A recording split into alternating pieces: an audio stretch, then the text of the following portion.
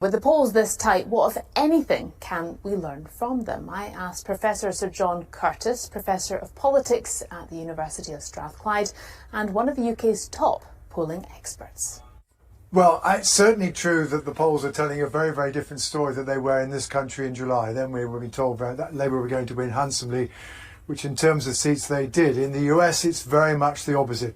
The polls are, in terms of the national share of the vote, Kamala Harris may be just about a point ahead, but of course that isn't what's crucial. What's crucial is who manages to win the Electoral College, where essentially the number of votes that each state has, and it's a state-by-state election, is a function of the size of the population of that state.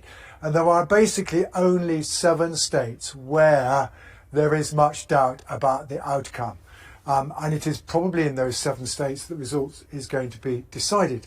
On balance, those polls suggest that probably in Georgia and in Arizona and in North Carolina, Mr. Trump might be just ahead, though no more by a point or 2. Michigan and Wisconsin are perhaps in Kamala Harris's camp, but again, not by much, which leaves Nevada and Pennsylvania. Well, Nevada, it's very small, there's only 6 electoral college votes, probably not crucial. The crucial one is probably Pennsylvania, where on average the polls say it's virtually 0. Now, are those polls right in a sense? Therefore, is the crucial question. If the polls are right, it is going to be close.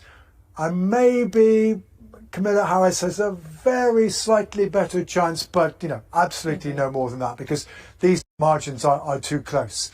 Of course, we have to remember, however, in 2020, the polls underestimated Trump vis-a-vis Biden, although Biden still won. In 2016, though not so seriously, again, that was somewhat true. On the other hand, if we take the midterm elections a couple of years ago, the polls rather underestimated how well the Democrats did. And certainly there is no consistent record in the states, unlike here, where the polls do always very often over-exaggerate Labour's position. There isn't the same position in the states. The errors are not always in the same direction, which is a very long-winded way of saying the polls suggest it's close. Maybe they're wrong, but we don't know. There's no consistent reason to believe they're wrong.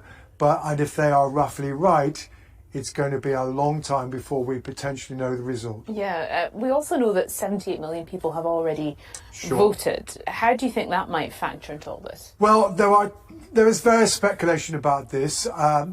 Certainly more people are voting. Now, one of the reasons for that is that whereas 4 years ago, Donald Trump was discouraging his supporters from voting early because he basically thought this was one of the ways in which the election was potentially being rigged against him. This time he's encouraged them to go out early.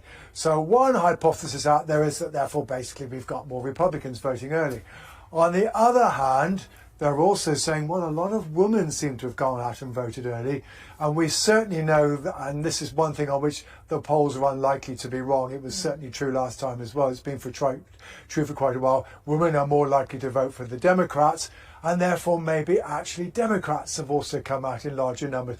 The truth is that when you get polls as close as this, for every hypothesis suggests they might be wrong in one direction, you can find another one that suggests that things might be going the other way. We kind of keep coming back to that same point. One thing I did want to ask you is the polls trying to adjust for Trump votes that perhaps are not usually detected by the pollsters.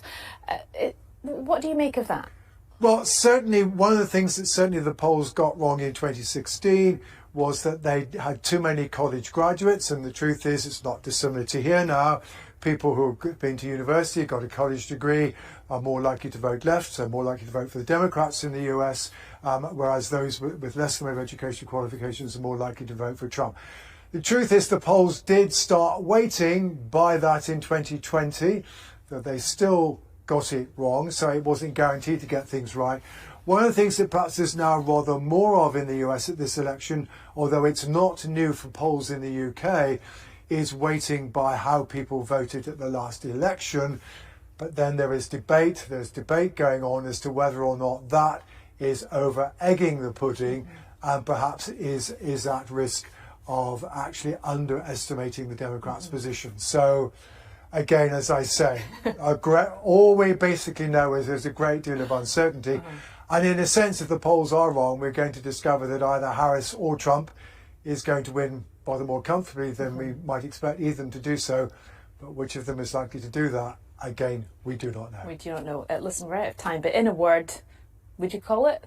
No, I have not been willing to call it from the beginning. I think the only thing that I would come close to saying is that it will probably depend on Pennsylvania. Certainly if my suggestion as to what's going to happen in the other swing states is right, it all happens.